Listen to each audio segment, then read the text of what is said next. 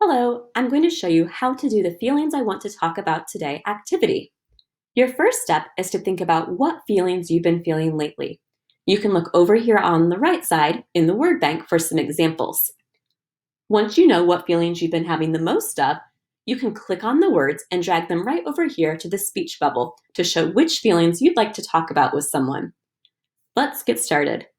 I think I'd like to talk with somebody about how I've been feeling frustrated. I can click on the word and drag it right over here to the bubble.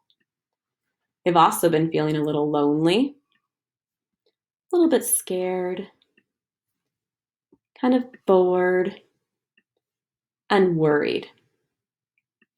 If you don't see a feeling that you're looking for, you can also come down here where it says type here, and you can type in your own feeling words right in the box.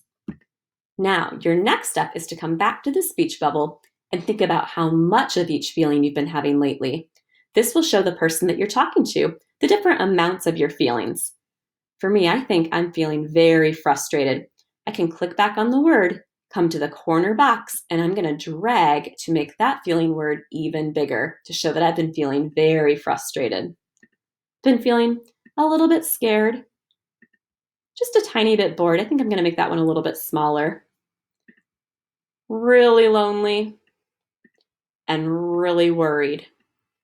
Now, if you have a lot of feelings that you want to fit into the speech bubble, you can also click and turn the words a little bit to fit even more inside the bubble. You're going to keep going until you fill it up with all of the feelings that are on your mind so that you'll have an easy guide to talk to somebody about all of your feelings. Bye!